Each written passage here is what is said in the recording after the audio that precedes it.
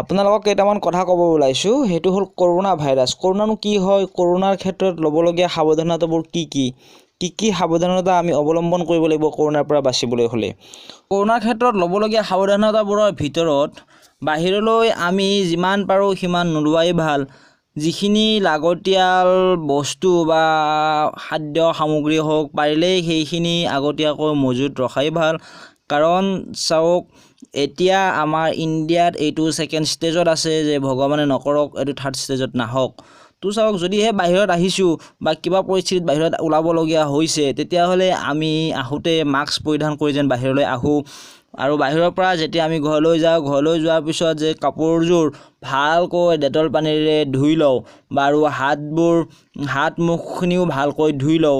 খাদ্য খোৱাৰ আগতেই হওক বা কাৰোবাক স্পৰ্শ কৰাৰ আগতেই হওক। তো কোনেও নাজানে কাৰ তাত কি ভাইৰাছ আহিছে। চাওক, দ্বিতীয় ক্ষেত্ৰত চাওক, ঘৰৰ যিবোৰ বৃদ্ধ বয়সীয়াল 60ৰ পৰা ওপৰত ঊৰ্ধৰ যিখিনি মানুহ আছে, প্লাছ সৰু যিখিনি ল'ৰা ছোৱালী, সেইখিনিক পৰাপক্ষত বাহিৰত নোলোৱাই ভাল। কাৰণ তেওঁলোকৰ যিটো ভাইৰাছ বা বীজাণু প্ৰতিৰোধ কৰা যিটো ক্ষমতাটো তেওঁলোকৰ নাথাকে। গতিকে তেওঁলোকক যিমান পাৰি সিমান ঘৰৰ ভিতৰতে ৰাখক। আৰু আপুনিও এই ক্ষেত্ৰত সাৱধানতা অৱলম্বন কৰক। ডেটল পানীৰে হাত ধুৱক, চাবোনেৰে হওক, ডেটল পানীয়ে হওক, চেনিটাইজেই কৰক। হাতখন যেনেকৈ হওক আপুনি পৰিষ্কাৰ কৰি ৰাখক বীজাণু নোহোৱাকৈ। প্লাছ আপোনাৰ যিটো মোবাইল হয়, পাৰিলে মোবাইল ফোনটো চেনিটাইজ কৰক। তো এই ক্ষেত্ৰত সজাগ হওক, নিজে সজাগ হওক, আনকো সজাগ হ'বলৈ কওক, বাধ্য কৰাওক সজাগ হ'বলৈ। কাৰণ চাওক, ভয় খাব লগা একো নাই, ভয় কোনেও নাখাব। এইটো ভাইৰাছৰ কাৰণে ভয় কৰিব নালাগে। কিন্তু ভয় কৰিব নালাগে বুলিয়ে যে এইটো নহয় যে আপুনি সাৱধানতা অৱলম্বন নকৰিব। কাৰণ এইটো এতিয়া যিটো ভাইৰাছ কৰোনা, এইটো এতিয়া মহামাৰীৰ ৰূপ লৈছে, যাৰ কোনো প্ৰতিষেধক বা যাৰ মেডিচিন এতিয়ালৈ প্ৰস্তুতেই হোৱা নাই। তো এই ক্ষেত্ৰত আমি সাৱধানতা অৱলম্বন কিয়নো নকৰোঁ। গতিকে সাৱধানতা হওক। মই বাৰে বাৰে কওঁ সকলোকে, আমি সকলোৱে সাৱধান হোৱাটো দৰকাৰ। সাৱধানতা অৱলম্বন কৰক আৰু বেলেগকো সাৱধান হ'বলৈ জনাওক। তো এই ক্ষেত্ৰত বহুতকে দেখা যায়, বহুত মানুহে তো সাৱধান অৱলম্বন নকৰি মানে বহুতে ভাবিছে বা ভাবি আছে যে যি হয় দেখা যাব বা মোৰ একো নহয়। তেনেকুৱা ক্ষেত্ৰত মই তেওঁলোকক জনাওঁ যে আপোনালোকে এইটো ভুল ভাবি আছে। সাৱধানতা অৱলম্বন কৰক। মানুহে কয় নহয় সাৱধানতাৰ মৰণ নাই, গতিকে সাৱধানতা হওক, সাৱধান অৱলম্বন কৰক।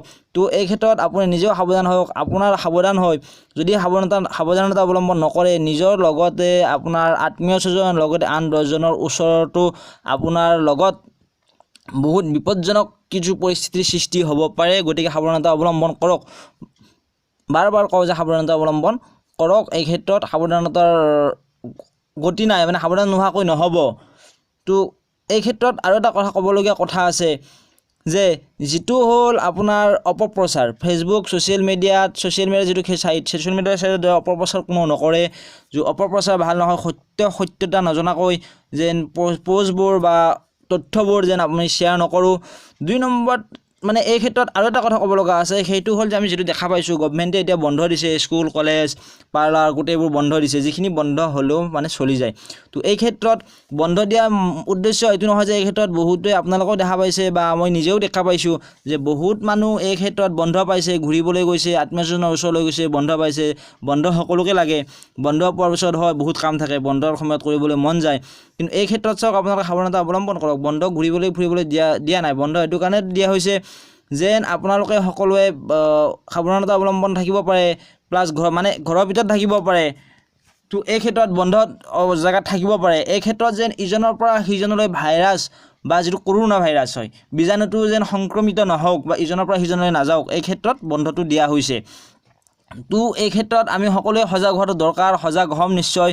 তো ভগৱানে নকৰক, চাওক আমাৰ এইটো ইণ্ডিয়াত ছেকেণ্ড ষ্টেজত আছে। ফাৰ্ষ্ট ষ্টেজ যিটো আমি ধৰি লওঁ, মই থাৰ্ড ষ্টেজ নাহক, এতিয়াতো পৰীক্ষা নিৰীক্ষা চলি আছে।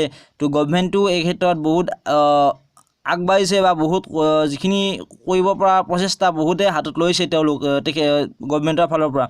তো চাওক, থাৰ্ড ষ্টেজ অহাৰ আগত আমি সাৱধানতা অৱলম্বন হ'ব লাগে। কাৰণ চাওক, মই চিম্পুল ভাষাত ক'বলৈ গ'লে, ফাৰ্ষ্ট ষ্টেজ আছে চীনত। তো চীনৰ পৰা চাওক, যিখিনি মানুহ মানে টুৰিষ্ট আছে আমাৰ ইয়ালৈ আহিছে বা আমাৰ মানুহ বাহিৰত আছে, সেইখিনি যিটো অহা যোৱা অৱস্থাত যিখিনি মানুহৰ ওচৰত ধৰা পৰা হৈছে, তেওঁলোকক ছেকেণ্ড ষ্টেজ কোৱা হয়। ছেকেণ্ড ষ্টেজ হৈ আছে। তো এই ক্ষেত্ৰত সেইকাৰণে বন্ধটো দিয়া হৈছে যে আমি বস্তুটো ভালকৈ ধৰিব পৰা লাগে, ক'ৰ পৰা কেনেকুৱা কি হৈ আছে। তো মানে ভাইৰাছটো কেনেকৈ কি হৈছে এইটো ধৰিবৰ কাৰণে বন্ধটো দিয়া হৈছে।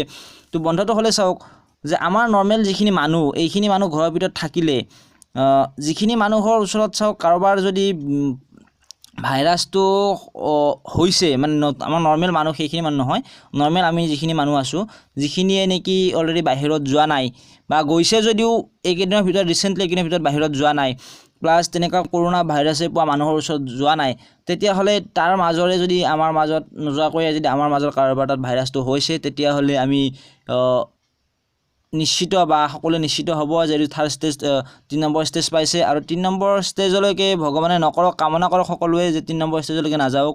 যদিহে 3 নম্বৰ ষ্টেজলৈকে যায় বহুতে ভয়ানক এটা পৰিস্থিতিৰ সৃষ্টি হ'ব যিটো কণ্ট্ৰলৰ বাহিৰত হ'ব। তো গতিকে এই ক্ষেত্ৰত তেনেকুৱা নহওক আৰু আমি সকলোৱে সাৱধানতা বাৰ কওঁ, সকলোৱে সাৱধানতা অৱলম্বন কৰি চলক, মাস্ক পৰিধান কৰক, বাহিৰত ওলাই গ'লে যিমান পাৰি সিমান বাহিৰলৈ নোযোৱাই ভাল, ভিৰৰ মাজত নাযাব, হাত ভালকৈ ধুৱক, কাপোৰ ভালকৈ ধুৱক, সদায় যেন মানে সদায় প্ৰত্যেক দিনাই যেন কাপোৰবোৰ চাফা কৰি মানে এবাৰ পিন্ধাৰ পিছত যেন দ্বিতীয়বাৰ নিপিন্ধে তেনেকৈ পিন্ধি চলক। তো এইখিনিয়ে ক'বলৈ ভিডিঅ'টো বেছি দীঘলীয়া নকৰোঁ, সজাগতা অৱলম্বন কৰক সকলোৰে মাজত। তো সজাগতাৰ বাহিৰে একো নাই। তো এতিয়ালৈকেতো যিহেতু তাৰ কোনো প্ৰতিষেধক বা মেডিচিন ওলোৱা নাই, সজাগ হৈ থাকক আৰু সকলোকে জনাওক সজাগ হৈ থাকিবলৈকে, নিজৰ লগতে বেলেগকো, নিজেও বাচি থাকক, বেলেগকো এই ক্ষেত্ৰত ভাইৰাছ যেন কাৰো ওচৰত সংক্ৰমিত নহওক তাৰ কাৰণে প্ৰাৰ্থনা কৰক আৰু সজাগতাৰ উদ্দেশ্যে ভিডিঅ'টো শ্বেয়াৰ কৰক।